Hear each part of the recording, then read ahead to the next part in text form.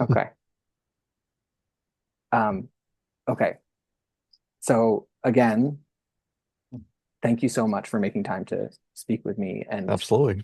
I've gotten so much out of your book, and also from learning from you as a student, has been an incredible pleasure. So thank you. Thanks, Stevie. The feeling is mutual.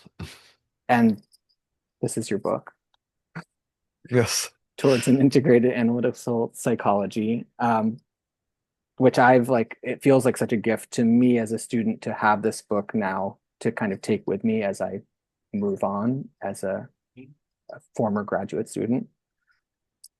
Um, Thank you. It's very gratifying. I appreciate that. I'm glad. Makes it I'm all glad. worthwhile. And you know, this interview, I thought we could focus on something which you write about in the book, which you call the second quadrant personality, which is um, sort of narcissistic. It's sort of the mode of it, I guess, is narcissistic personality organization. Although I know in the second quadrant you've included um, also kind of psychopathic and paranoid Paranoid. personality. Yeah. Yeah. Yeah. Um, and yeah, if you want to talk about the sort of spectrum there, you can. But I think that in our culture today, yeah, we have such a pop culture understanding of narcissism, and there's a lot of finger pointing and saying, you know, this person's a narcissist, um, without having a humanizing perspective or Right. a more Right. sort of deeper understanding of like what kind of creates those conditions and how it can be developmental. So yeah, I thought we could just hear from you, like um, where you sort of have put this in the arc of the sort of spiral journey that you describe in your book. Sure. Well, Is that too vague and broad? part of my I'll try not to get too distracted by my own theory, which is pretty complex and requires, some layup. But Sure. I'll say maybe briefly that one of the it's very challenging to define narcissism. It's in my opinion as a clinical psychologist, we don't really have any reliable, very super effective and super valid ways of directly measuring it. It is one of the harder constructs to operationalize and define, and therefore it has become subject to a lot of kind of like folklore and folk wisdom about what it really is. And I think that's no accident. I think there's something about our civilization and our society that, to be frank, I think hopefully one of the things that might be obvious to sensitive observers at this time and place in this corner of the world that our culture has there's something in our culture which deeply lionizes narcissism and normalizes it and, you know, respects it and even admires it and votes for it and gets into relationships with it and is easily seduced by it. It's a very, very deep, I hesitate to call it an illness because I think that's reductive, but it's a very deep phenomenon that's hard to understand. And I think the fact that narcissism is so hard for us to understand, I think has to do with the nature of our culture and our blind spots. Um, in terms of clinical nosology, of clinical psychology, the way the DSM works and the ICD system and, the official nosological systems we have for categorizing mental illnesses, including personality disorder, it's all very surfacey. It's all about behavior, behavior, behavior, A narcissistic personality disorder is a person who does A, B, and C. A borderline personality disorder is a person who does D, E, and F, and so on, rather than getting what in terms we would call psychodynamic about the function of, you know, what is the person up to Yeah. and what is this at a deeper kind of conceptual level. And so I've learned to think about it in terms of energies. And, I had a forensic assessment practice for many years, and I don't know a single psychological test instrument, which in my opinion is particularly good about picking up on narcissism. The MMPI doesn't pick up on it very well. The Rorschach doesn't pick up on it very well. The MCMI claims to, but I'm a little bit skeptical. So it's amorphous and it's difficult to nail down. And I think one of the best ways to think about it is narcissistic personality. The energy of narcissistic personality is most evident in its cost and its impact, especially at the relational level. So you see its impact on uh, especially the distortions and the impoverishment that impact not only the narcissist, but especially the people around them. So you tend to see it show up most and greatest, the strongest in the people who live with or are married to or work with the narcissistic personality disorder. And I've learned to kind of compare it to narcissistic personalities are like black holes. We infer black holes exists. We can't observe them directly, because black holes suck everything into them, including light and electromagnetic radiation. So we're never going to detect one directly. We Mm. infer that they exist because of their effect on surrounding space. There's this area of space in which everything is kind of falling into it and disappearing into it. It's this hungry patch of nothingness. And so there is something dark and hungry about narcissists, that in Shakespearean language, Jan Cassius has a lean and hungry feel. And narcissism has a hungry, kind of cannibalistic, negative space kind of feeling to it. Like it's not generative, it doesn't connect, it doesn't affiliate, it doesn't attach, it doesn't give. It can only hunger, you know, and that makes it hard to talk about. Yeah. Yeah. And you say in your book that the myth of Narcissus is kind of a miss in terms of the mythological component, that it's more like the concept of the hungry ghost. Yeah, the problem with the word narcissism coming from the myth of Narcissus, who kind of fell in love with his own image in the water, has led us down this primrose path of thinking that narcissism is a kind of self-love, and even Freud started off there. And so that I think that's one of the reasons why we fall for it and why we're vulnerable to it, because we think it's self-love. And we admire narcissistic people because of what we think they're doing, which is, oh, they love themselves. Oh, they have confidence. They aren't plagued by the doubts that I am plagued by. And, they don't tend to kind of hate themselves or doubt themselves or second guess themselves the way I do or most people do.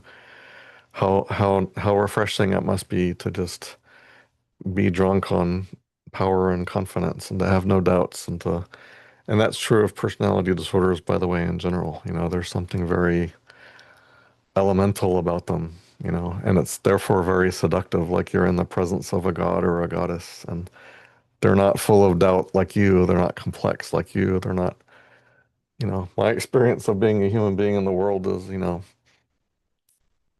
I'm just this, you know, I'm just this kind of overweight, balding, middle-aged guy who, you know, chose this professional field and I'm trying my best to kind of muddle my way through it and I'm never quite sure what I'm doing and I never quite feel like I've arrived and I'm always full of doubt. I'm always second guessing myself. I'm always wondering what else I should be doing and I never feel like I've arrived, and I don't have that personality disordered sense of like I am, you know, that which is triumphant and vindicated, as Nancy McWilliams says, to always be on top.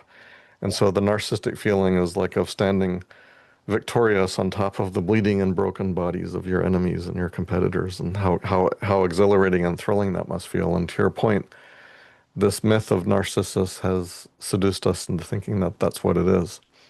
And you're right. I think it's a Japanese mythology around the idea of the hungry ghosts. These are ghoulish-like beings who are driven by powerful, insatiable carnal appetites, and the more they eat, the hungrier they become. And I think that gets us back to that black hole analogy that, they have a great, almost like a cosmic need to be fed and to be loved and to be admired, but they don't meet that in a symmetrical way. So it never comes back and out of the black hole.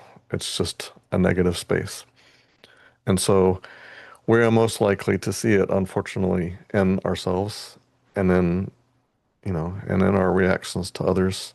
And going back to your point about my book, where I talk about it as the so-called second quadrant, the second of four. The point I'm trying to make is that there is something archetypal about narcissism. It is an aspect of the human condition.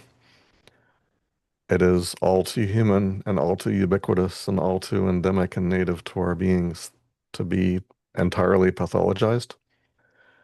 And and psychoanalysis, psychoanalytic literature and tradition over time has kind of vacillated back and forth between thinking of narcissism as like a developmental stage that we all kind of go through, like the terrible twos of childhood where you're like mine, Yeah. and there's something kind of, about kids who are 2 or 3 years old, kind of obstreperous and selfish and demanding and needy, and that's just a phase we go through. Versus another perspective that there's something kind of intrinsically broken about narcissistic personalities, that there's something intrinsically wrong about it, or that, that it's some kind of aberrant way of being. And this is reflected in the classic debate between Kernberg and Kohut, the Kohutian versus the Kernbergian perspective on narcissism. Is that, Kohut's idea is that narcissism is kind of like a natural human experience, and Kernberg's perspective is more that no, there's something kind of intrinsically impoverished about narcissism. And the two things I'd say that support that perspective is that narcissistic personalities, first and foremost, I've learned to think of it as like a kind of shame allergy. They like some people can't tolerate gluten or dairy.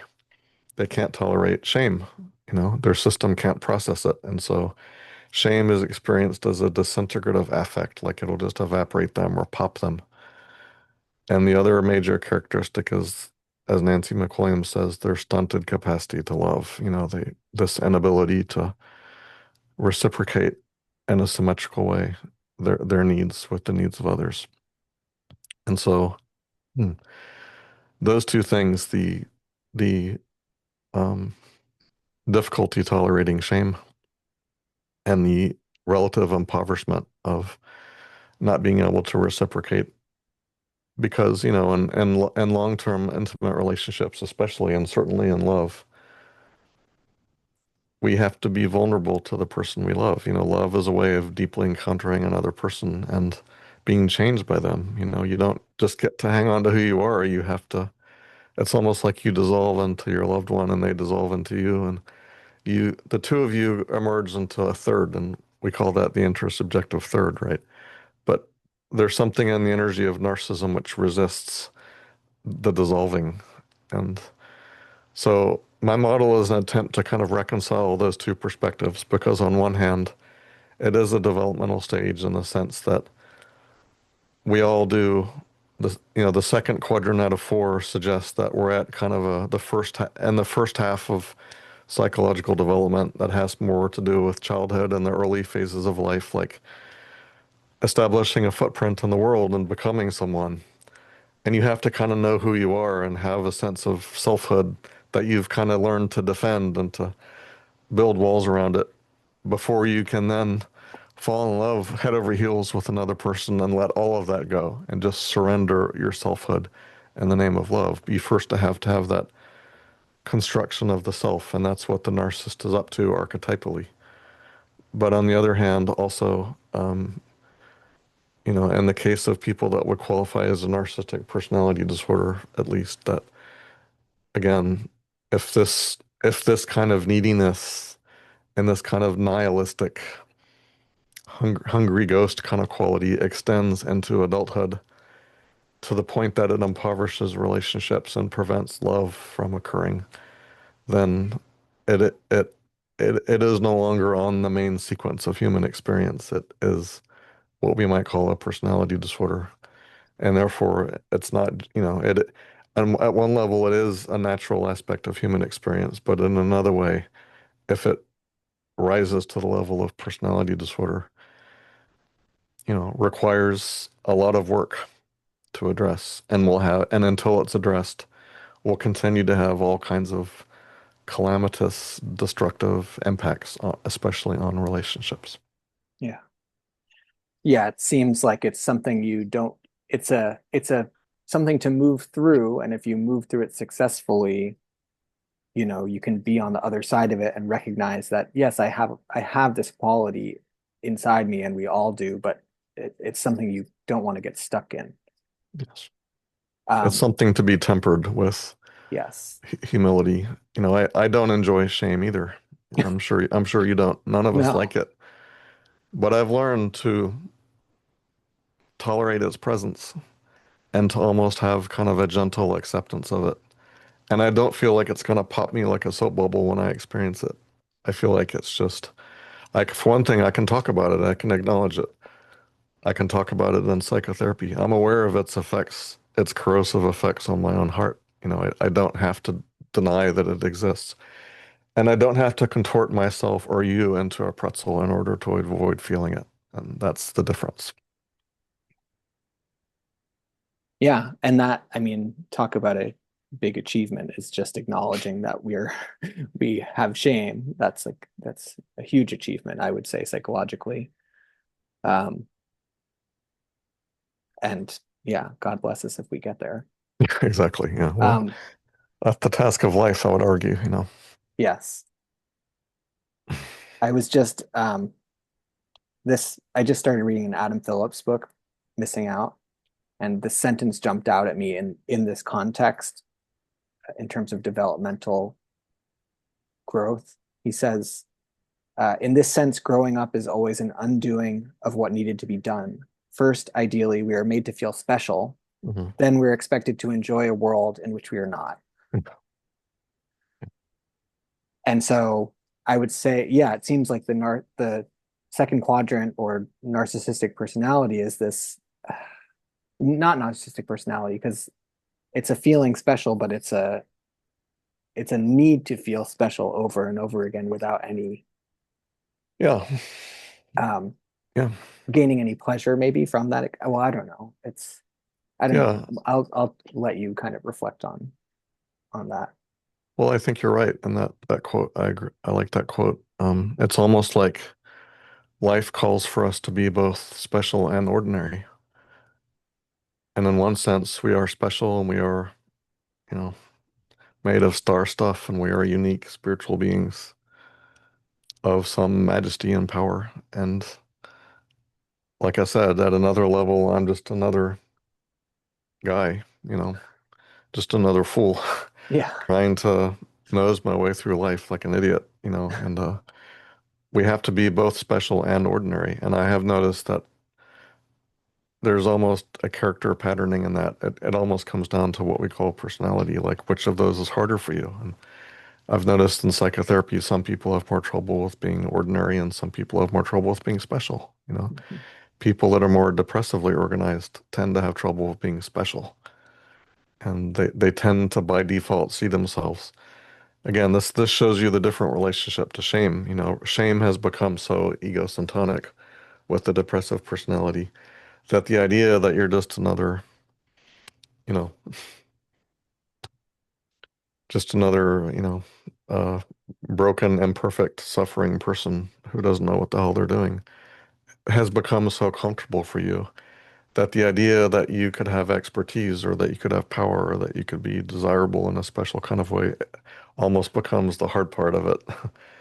And that's almost the thematic inversion or opposite of the preferred posture of narcissism, which is to cling to the special, and ordinariness starts to feel deadly.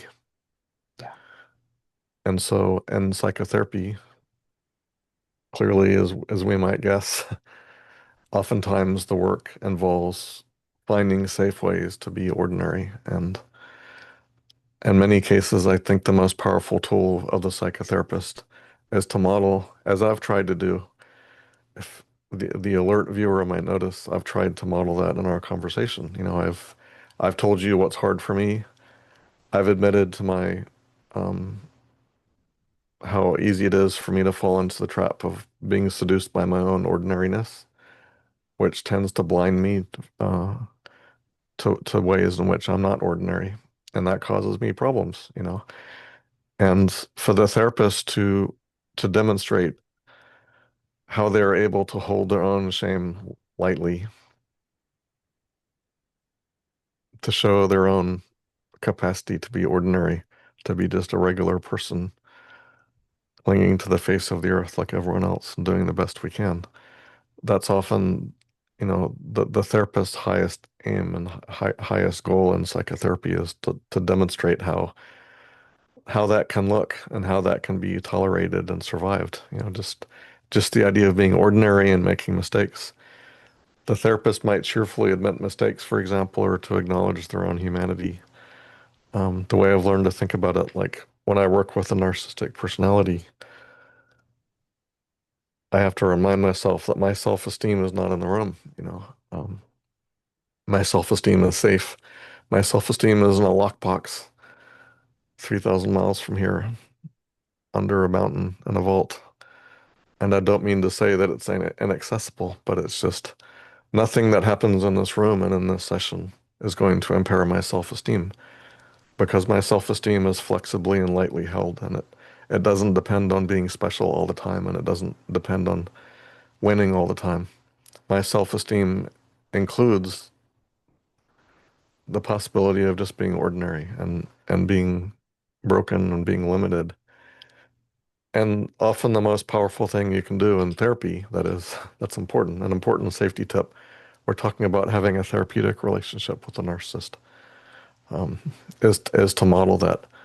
But I would want to add that if you're just at the mercy of a narcissistic personality in the wild, a boss or a partner, that's different. It isn't on you to fix them. And this is a trap that many people fall into, you know, like maybe if I did this, maybe if I did that, uh, maybe if I were a little more accommodating, maybe if I tried a little harder, then they would learn to love me, you know. And very easy to get trapped on that hamster wheel of feeding in again to the black hole of narcissism. And, you know, that doesn't help from either the point of view of trying to live with narcissists out there in the wild, nor even in a therapeutic situation. But I feel like I need to emphasize that, you know, the posture you take as a psychotherapist with a narcissist is going to be different from if you're just the victim of one. And if you're just the victim of one, then it just becomes a matter of how do you get away? How do you survive? How do you insulate yourself? How do you protect yourself?